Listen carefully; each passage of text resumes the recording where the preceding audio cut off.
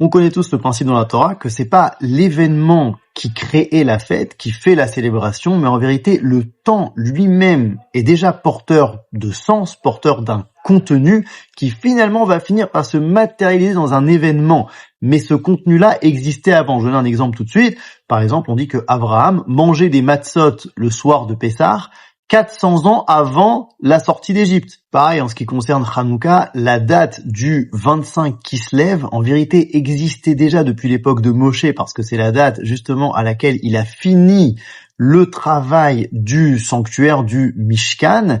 Et donc, cette date, elle est déjà en rapport avec l'inauguration du Mishkan, 1200 ans avant les événements de Hanouka. C'est vrai même lorsqu'il s'agit d'événements tragiques, négatifs. Par exemple, Tisha B'Av, le 9 Av, qui est la date de la destruction du temple, presque 1000 ans avant, c'est aussi la date de la faute des explorateurs. Tout ça pour dire que concernant les fêtes juives du calendrier, c'est pas l'événement historique qui va créer la célébration. Et d'ailleurs, si c'était ça, alors en fait, chaque fête ne serait que se rappeler de ce qu'il y a eu, et c'est pas ça. C'est juste que l'événement historique vient matérialiser un certain contenu qui existe dans le temps, avant l'événement et surtout aussi après l'événement. C'est pour ça que chaque année à la fête de Pessah, on peut se lier par exemple au contenu de liberté, comme c'était le cas au moment de l'événement de la sortie d'Égypte.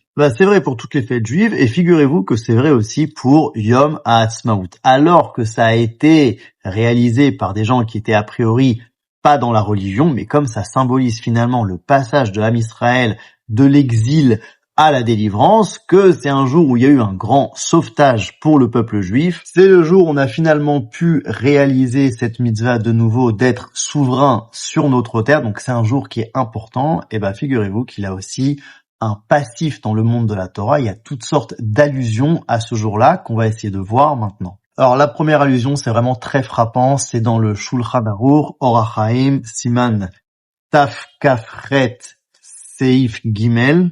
Le Shulchan Aruch ici en fait nous donne une astuce pour savoir quels jours de la semaine vont tomber toutes les fêtes du calendrier juif en fonction de la première semaine de la fête de Pessah.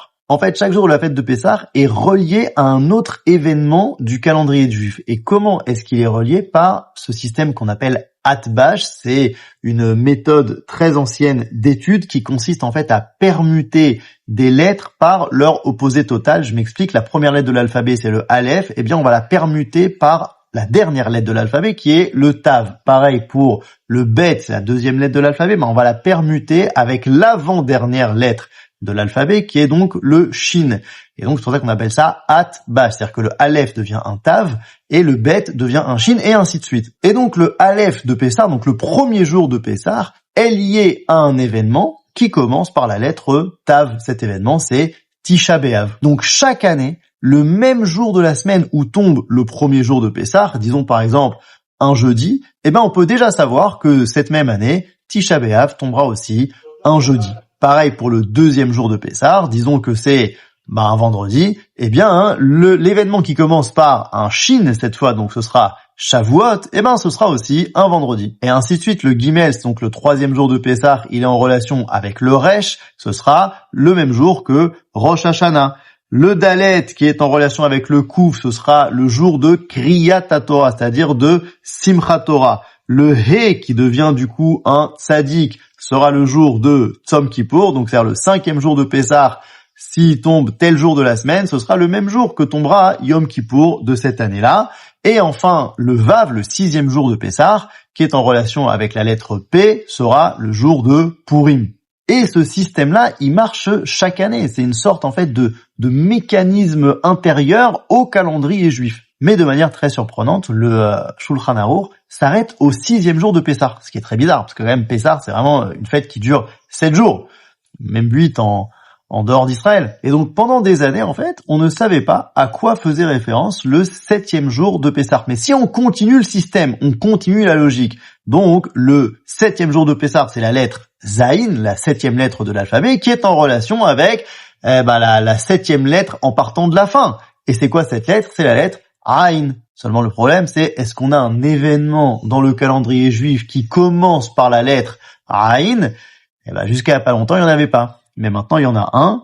Atzmaut commence justement par un Aïn. Et ça marche chaque année. Chaque année, Yom Ha'atzmaut tombe exactement le même jour de la semaine que le 7e jour de Pessah. Exactement comme toutes les autres fêtes, les autres événements du calendrier juif que le Shulchan Aruch a cité qui marchent tout le temps, ok? Chaque année, le 6e jour de Pessah, ce sera Purim. Et ben, chaque année, le 7e jour de Pessah sera aussi le même jour de la semaine que Yom Ha'atzmaut. Comme quoi, Yom Ha'atzmaut, en fait, était déjà inscrit dans la logique interne du calendrier juif.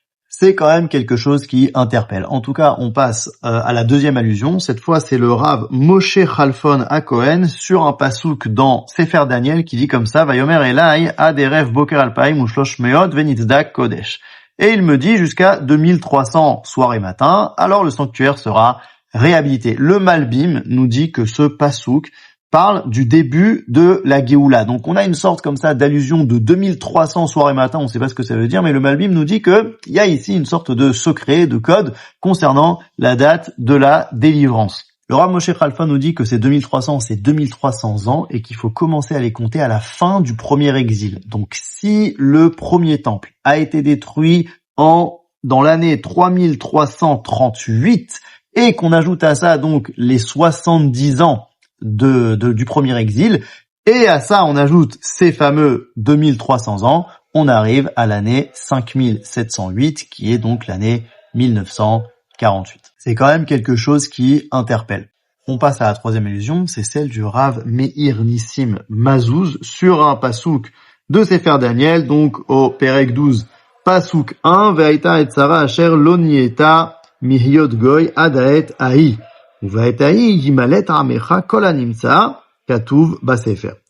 Donc ce sera un temps de détresse tel qu'on n'en aura jamais vu depuis qu'existent des nations.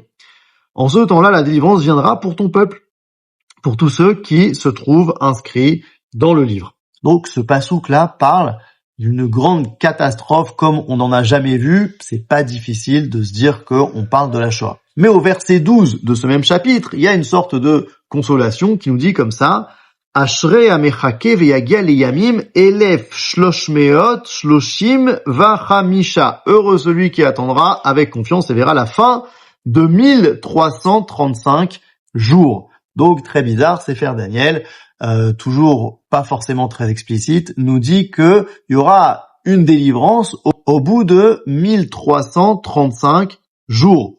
Mais bon, on sait pas tellement de quoi on parle. Le Rav Mazouz nous dit comme ça que si on compte à partir du dernier Rosh Hashanah de la Shoah, donc Rosh Hashanah 1944, c'est-à-dire que c'est le Rosh Hashanah où finalement a été décidé que la Shoah allait s'arrêter. Puisque si tout est décidé à Rosh Hashanah, donc Rosh Hashanah 1944, c'est déjà décrété que en 45 s'arrêtera la Deuxième Guerre mondiale et la Shoah. Et si on prend à partir de ce jour-là 1335 jours exactement, eh bien on arrive au 5 Iyar 5708, donc au jour de l'indépendance, c'est-à-dire le 14 mai 1948. C'est quand même quelque chose qui interpelle. Un autre remez, donc allusion cette fois c'est au nom du Harizal sur un pasouk dans Sefer Ruth, au Perek 3, pasouk 13, qui dit comme ça: Linia laila ve'aya baboker im igalcha tov igal ve'im lo yarpos legaler ve'gaaltir anochi chai ha'el shirvi ad aboker. Donc passe donc la nuit ici, demain matin, s'il consent à t'épouser c'est bien, qu'il le fasse, mais s'il s'y refuse, c'est moi qui t'épouserai. Par le Dieu vivant, reste couché jusqu'au matin. Dans le pshat, c'est Boaz qui parle à Ruth et qui lui dit, voilà, soit on va te délivrer, c'est-à-dire t'épouser de cette manière, soit c'est moi qui t'épouserai. En tout cas, le Harizal nous dit qu'en fait, c'est ici une image, une métaphore, que on a un mari et une femme finalement qui sont comparés à Dieu et à Israël, et donc c'est comme si Dieu disait à Israël, je vais te délivrer. Donc ce pasouk parle de la délivrance et nous donne un indice sur le moment de la délivrance. Comment? Par cette expression assez rare dans le Tanakh qui dit Chai Ha'el. Que signifie Chai Ha'el? Et là, le Harizal nous dit que cette expression Chai Ha'el, parce que Boaz lui dit à la fin de la nuit, quelqu'un va t'épouser, donc en fait la nuit symbolise l'exil, ça veut dire que à la fin de l'exil, Dieu va te libérer, et donc Chai Ha'el. Et alors là, le Harizal nous dit que le mot Chai fait référence à la sphira de Yesod et le mot Ha'el fait référence à la sphira de Tiferet. Alors, je sais pas ce que ça veut dire les sphirotes, mais pendant la période du Homer, chaque jour est composé de 2 sphirotes selon les Mekoubalim. Et le jour de Yom Ha'atzmaut, c'est justement le jour de Yesod chez Batiferet. Exactement cette expression-là de Chayael qui était déjà, entre guillemets, prédit par le Harizal. Il y a peut-être une logique aussi que ce soit justement ces 2 sphirotes. Le mot Yesod veut dire fondement et Tiferet c'est l'harmonie. Donc finalement c'est le jour du fondement de l'harmonie. Et ça rappelle un petit peu ce que dit le Rav Kook, que l'État d'Israël est censé être le socle de la résidence divine. Donc finalement le fondement de l'harmonie. Bon, il y en a encore beaucoup. Par exemple, le Gaon de Vilna, dans son commentaire sur le Sifra d'Etzniuta, nous dit que chaque millénaire, en fait, est en relation avec chaque jour de la création. Donc, le 6e millénaire, il est en relation avec le 6e jour de la création. Les 500 premières années, c'est la nuit. Et les 500 dernières années, c'est le jour. Et qu'est-ce qui s'est passé le 6e jour de la création? On a créé l'homme. Et la Gemara dans Sanhedrin nous dit qu'est-ce qui s'est passé à chaque heure de cette journée. Donc en fait, il faut diviser ces 500 ans par 12 pour trouver un petit peu qu'est-ce qui se passe. Et il se trouve que l'heure où Adam Arishon, le premier homme, s'est levé sur ses pieds, eh bien, ça tombe en 5708, donc en 1948. Bref, il y a plein d'allusions comme ça. Pourquoi c'était important pour moi de les amener? Parce que parfois, on a un petit peu de mal à se rendre compte de ce qu'on vit, étant donné que ça a l'air très terre-à-terre, très réel politique, très créé par des hommes. Peut-être aussi qu'à l'époque de Hanouka ou à l'époque de Purim, pas tous les juifs ne prenaient conscience qu'ils étaient en train de vivre des événements historiques qui allaient marquer les générations, que les Chachamim allaient y voir là-bas une sainteté particulière dans ces journées-là. Peut-être qu'ils n'avaient pas conscience de ça. Et donc, je pense que ce genre d'allusion nous aide en fait à prendre conscience de la grandeur de Yom Ha'atzmaut, de la grandeur de la période dans laquelle on vit.